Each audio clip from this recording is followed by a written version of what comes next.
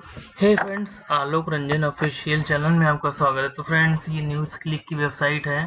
इस पर एक न्यूज़ आई थी, the billionaire benefits from BJP scheme. तो इसी के बारे में हम चर्चा करेंगे। कि बीजेपी गवर्नमेंट में नरेंद्र मोदी के उसमें प्रधानमंत्री बिलियनियर बढ़ाओ बिलियनियर बचाओ की स्कीम जो निकाली इन्होंने, तो कैसे इन्होंने सभी बिलियनियर्स को फ़ायदा पहुँचाया है। इसमें सबसे पहले गौतम अदानी आते हैं, बाबा जी रामदेव, मुकेश अंबानी और अनिल अंबानी को भी फ़ायदा पहुँचा है, बट वो गरीब हो गए तो उसमें कुछ नहीं किया जा सकता। तो बिलियनियर बढ़ाओ बिलियनियर बनाओ योजना थी इनकी। तो इन्होंने जितनी भी स्कीम निकाली, जैसे इन्होंने एक स्कीम निकाली थी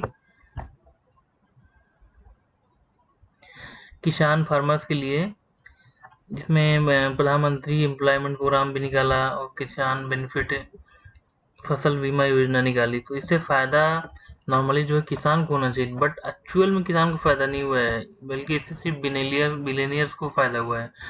गवर्नमेंट की स्कीम में बीजेपी ने कभी एम्प्लॉयमेंट को बढ़ावा नहीं दिया, और जो बीमा निकाली उससे फ़ायदा क्या इसको हुआ। अगर मान लीजिए किसान फसल की बीमा कराता है तो उसका इंश्योरेंस हो जाता है, कंपनी इन्हीं से कंपनी होती है अमीरों लोग की।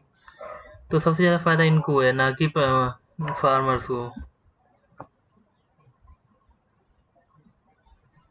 आगे बढ़ते हैं फ्रेंड्स। तो इसमें सबसे पहला नाम आता है अमीरों की मुकेश अंबानी 2। तो जब से मोदी गवर्नमेंट आई थी 2014-19 में, उसी समय इनके नेटवर्क 23 बिलियन से 55 बिलियन हो गए। और ये कैसे हो गई? जैसे इनकी गवर्नमेंट आई, इन्होंने एनजीओ को लॉन्च किया,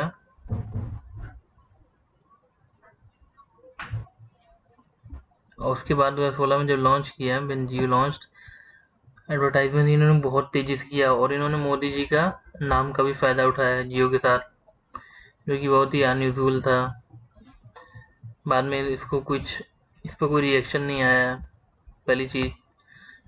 फिर 2016 में सब्सक्राइबर स्काई रॉकेट हो गए, तो ट्राई को रोकना चाहिए था, ये फ्री स्कीम जो लॉन्च कर रहे थे, जिसका एयरटेल ने काफ़ी विरोध भी किया। बट उसके बावजूद भी जियो ट्राई ने फिर कुछ ऐसा कहा कि ये लोगों के फ़ायदे के लिए है, इसलिए इसको कोई दिक्कत नहीं कर सकती। इस प्रकार से उन्होंने जियो को बढ़ावा, ट्राई ने खुद बढ़ावा दिया। तो ये किसकी स्कीम? गवर्नमेंट की स्कीम थी, गवर्नमेंट की थी, बीजेपी गवर्नमेंट में ये सब हुआ। और इसकी वजह से एग्जिस्टिंग ऑपरेटर एयरटेल और वोडाफोन को भी बहुत नुकसान हुआ।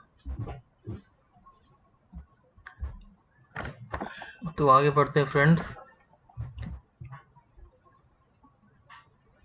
ये देखिए, इसमें लिखा भी है, TRAI taken the rules once again 2016 benefit to जियो।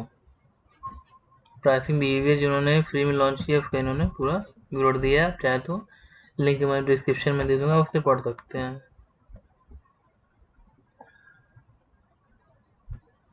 तो आगे बढ़ते हैं।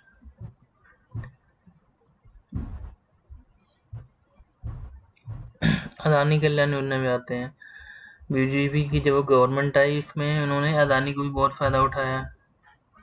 इन्होंने इनका बिजनेस भी गुजरात में बहुत बहुत इम्प्रूव हुआ है। तो फ्रेंड्स, अदानी इंटरप्राइज का एसेट ग्रू अप 5000%। सोचिए, किसकी गवर्नमेंट में? सिर्फ बीजेपी गवर्नमेंट में। तो आगे बढ़ते फ्रेंड्स। एक टाइम हुआ था कि जो मोदी थे वो विजिट करते हैं इंटरनेशनल टूर पे, वो जाते हैं ऑस्ट्रेलिया, और उसके बाद उनको जाने के बाद ही इनको लॉजिस्टिक का एक प्रोजेक्ट भी मिल जाता है। तो शायद ऑस्ट्रेलिया में कोई था, उसका नाम क्या था देखना पड़ेगा। देखिए, उसका नाम मुझे नहीं याद है। जो ऑस्ट्रेलिया में इनको कोई कोल माइंस का कुछ प्रोजेक्ट मिलता है, जिसमें इनको शायद बैन भी किया गया, ऐसा भी कुछ न्यूज़ आया था, क्योंकि ये स्कैम कुछ कर दिए थे वहाँ पे। ऐसा मुझे करेक्टली नहीं पता, लेकिन शायद कुछ ऐसा हुआ था, मैंने सुनने में आया था। और जिसके लिए इनको 1 बिलियन का अदानी को देखिए लिखा हुआ है, लोन भी दिया है। वो कौन दिया? पब्लिक सेक्टर बैंक ने इनको लोन दिया। सोचिए इनकी कंपनी की इतनी हालत ख़राब है, इन पे इतना सारा डेप्ट, 92,000 करोड़ का डेट बुक है इनकी, उसके बाद भी कंपनी सर्वाइव कर रही है। कैसे कर रही है, मुझे तो समझ नहीं आता है। 2017 में जो इनकी बोरिंग बढ़ गई 53,000 करोड़ बनने हो जाती है, और ये लोन कौन दे रहा है? Government bank. और ये इनको बोलने वाले क्यों कोई क्यों नहीं है? क्योंकि और गवर्नमेंट किसकी है? बीजेपी की। तो ये इशू है बहुत सारे। और ये पब्लिक सेक्टर बैंक को पैसा क्या किससे ज़्यादा है? पब्लिक का। तो नुकसान है एक प्रकार से पब्लिक का हुआ है, बट क्या कर सकते हैं, कोई बोलने वाला नहीं है, कोई कोई एक्शन लेने वाला नहीं है, इस वजह से इसे प्रॉब्लम आती है। अब थोड़ा सा आगे बढ़ते हैं। जब अदानी से आगे अनिल अंबानी की भी इन्होंने बहुत मदद करने की कोशिश की, बट वो ऐसे फ़ायदा नहीं उठा सके इन सब चीज़ों का, तो उनकी तो वैल्यू घट गई। उनकी कोई बात नहीं करेंगे, लेकिन बट उन्होंने उनको भी फ़ायदा देने की कोशिश की गई, बट वो उठा नहीं सके उस तरह के।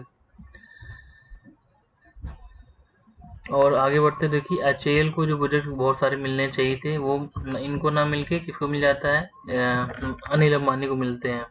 जबकि सबसे देखिए इसमें लिखा भी है 2015 में already decide scrap deal HAL को रिप्लेस करके अनिल अंबानी को दिया जाता है, जिसको जीरो एक्सपीरियंस है डिफेंस मैन्युफैक्चरिंग, उसके बाद भी अनिल अंबानी को दिया जाता है।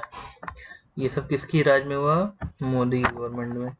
तो इस प्रकार से मोदी जो है बिलियनियर बचाओ स्कीम लाए हैं, जो सिर्फ बिलियनियर्स को फ़ायदा उठाने की पूरी कोशिश की गई है कि वही फ़ायदा उठाए।